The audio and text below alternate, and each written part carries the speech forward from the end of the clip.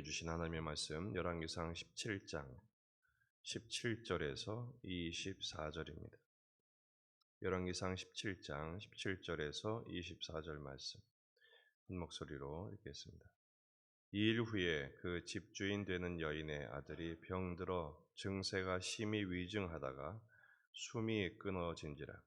여인이 엘리야에게 이르되 하나님의 사람이여 당신이 나와 더불어 무슨 상관이 있기로 내 죄를 생각나게 하고 또 내 아들을 죽게 하려고 내게 오셨나이까.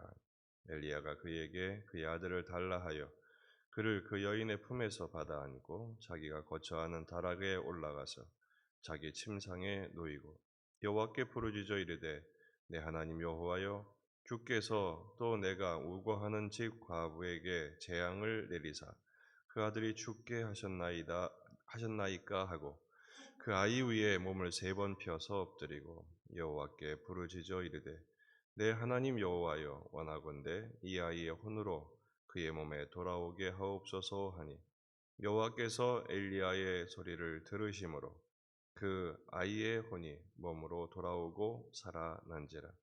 엘리야가 그 아이를 안고 다락에서 방으로 내려가서 그의 어머니에게 주며 이르되 보라 내 아들이 살아났느니라. 여인이 엘리야에게 이르되 내가 이제야 당신은 하나님의 사람이시요 당신의 입에 있는 여호와의 말씀이 진실한 줄 아노라 하니라. 아멘.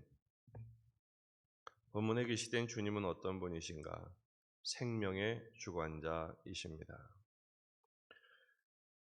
사르밧에 있는 과부의 집에 엘리야가 찾아가고 물을 달라 떡을 달라 무리한 요구였지만 결국은 순종하게 되었고 헌신함으로써 하나님께서 그 가정에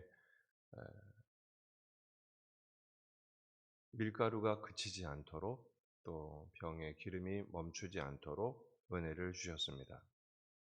하지만 그 과부의 아들이 병들어 죽게 된 것이 또 다른 국면으로 접어든 장면을 우리에게 소개합니다.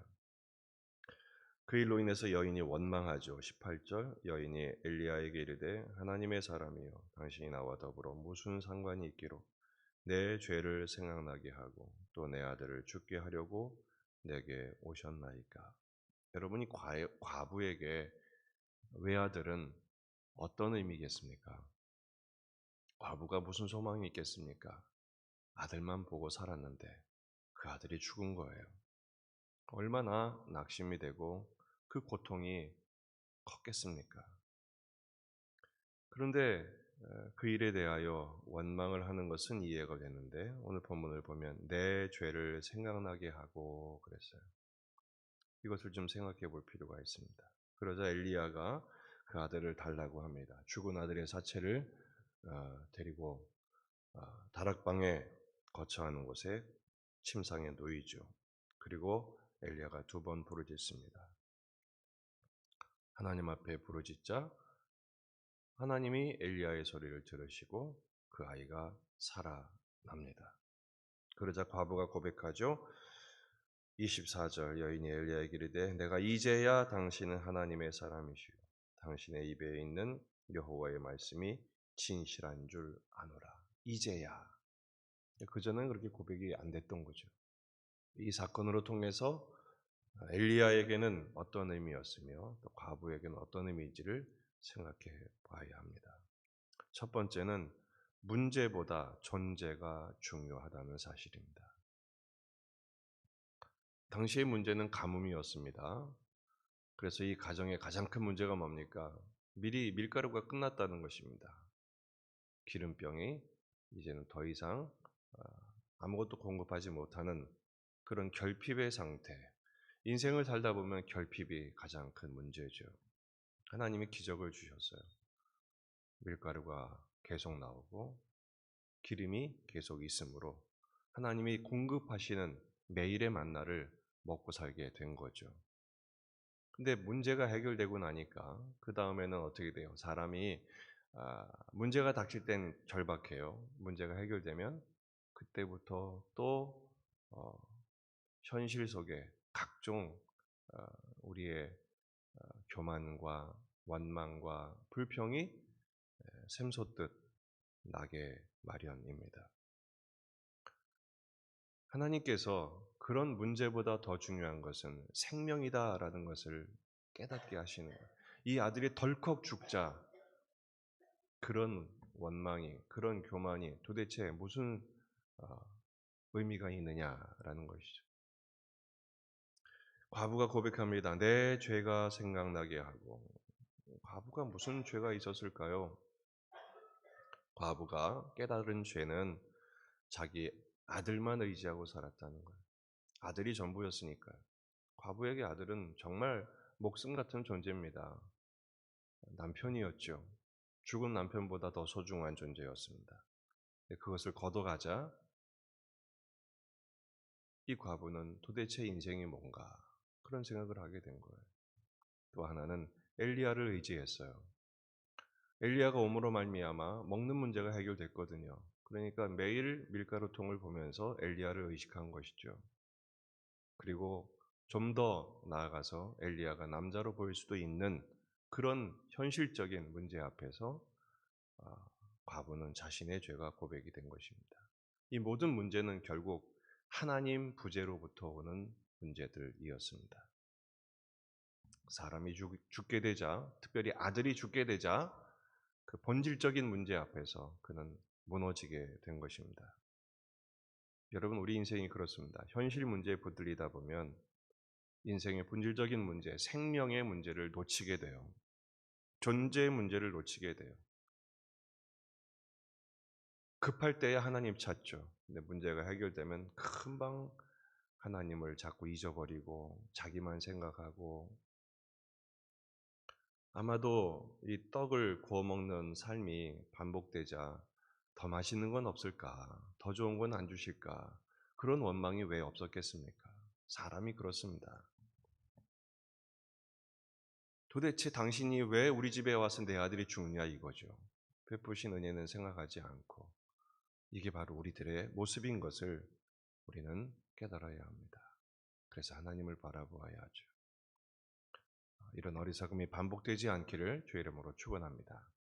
두 번째는 생명의 주관자는 하나님이시라는 것입니다.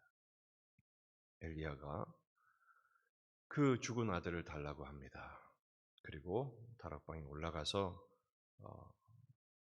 희한한 장면을 펼쳐 보이죠. 그 죽은 아이의 몸에 자신의 몸을 3번이나 겹칩니다. 여러분, 죽은 시체는 부정합니다. 부정한 그 사체에 접촉하면 자기도 부정해집니다. 그런데 그것을 불사하고 엘리야가 3번이나 겹칩니다. 그리고 2번 간구하죠. 한 번은 탄원합니다. 하나님, 왜 이 아이를 데려가셨습니까? 그리고 호소합니다. 간구합니다. 이 아이의 혼이 돌아오게 하옵소서. 얼마나 오래 기도했는지, 얼마나 부르짖었는지에 대한 설명은 없지만 그 엘리야의 절박한 마음, 그 미안한 마음은 우리가 미루어 짐작할 수 있을 것 같습니다. 놀라운 것은 하나님이 엘리야의 소리를 들으시죠. 22절 여호와께서 엘리야의 소리를 들으심으로 하나님 우리의 간절한 기도를 들으시는 하나님이신 줄 믿습니다. 그러면 모든 죽은 사람 이렇게 하면 다 살아날까요? 그 얘기가 아닙니다. 지금 이 죽은 자가 살아나는 사건은 구약에서 처음 일어난 일입니다. 하나님이 부활의 생명의 주관자이심을 선포하고 있는 것입니다. 부활은 있습니다. 그리고 이 부활의 생명이신 예수님이 우리에게 궁극적인 부활을 허락하실 것을 이 사건을 통해서 선포하고 있는 것입니다. 더 중요한 것은 이 죽었다가 살아난 아들을 보고 과부가 믿음을 갖게 되죠. 다시 한번 24절을 봅니다. 이제야 당신은 하나님의 사람이시오. 아마 그전에는 남자로 봤나 보죠. 그냥 사람으로 봤나 보죠. 그게 아닌 거죠. 하나님의 사람이죠. 사람을 보는 눈이 달라진 것입니다. 하나님을 만나고 나니, 하나님의 기적을 보고 나니 경외하는 심령을 갖게 된 것입니다. 더 큰 고백은 뭐죠? 당신의 입에 있는 하나님의 말씀이 진실한 줄 아노라. 여러분, 이게 참 중요한 것입니다. 하나님의 말씀은 진리이십니다. 하나님의 말씀을 소중히, 하나님을 사랑하면 하나님의 말씀이 전부가 되고 하나님의 말씀을 전하는 사람을 하나님의 사람으로 이해하게 됩니다. 존중하게 됩니다. 그 점에서 모든 사람은 하나님의 사람입니다. 하나님의 사람을 사적인 감정과 자기의 높고 낮음의 판단 기준으로 폄하하지 마십시오. 그리고 하나님이 내게 주신 말씀을 항상 민감하게 듣고 깨달을 수 있어야 합니다.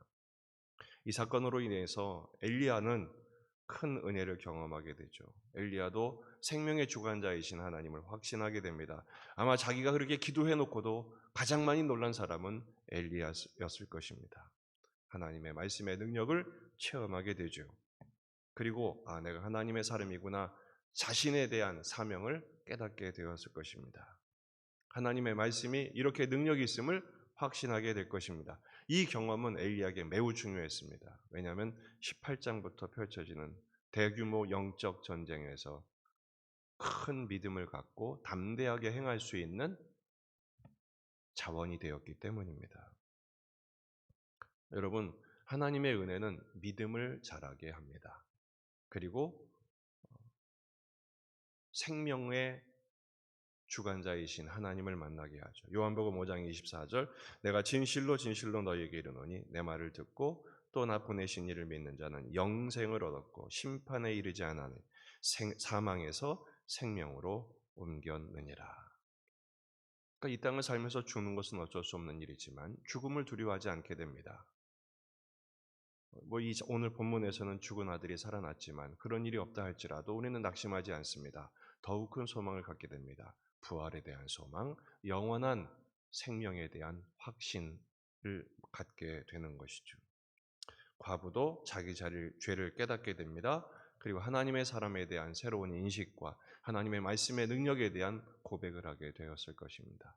그 사르밧, 바알의 본토인 그리고 이세벨의 적진 한복판에서 이 사르밧 과부는 자신의 간증을 얼마나 선포하고 다녔을까요? 여러분, 어떤 절망적인 상황이 있다 할지라도 낙심하지 마십시다. 하나님을 바라보시고 생명의 주관자이신 하나님, 문제가 아니에요. 하나님은 어떤 상황에서도 먹이시고 입히시고 돌보십니다. 더욱 중요한 것은 그 하나님을 향한 믿음이고 그 하나님의 능력이고 하나님을 향한 우리의 믿음의 고백이고 순종인 것입니다.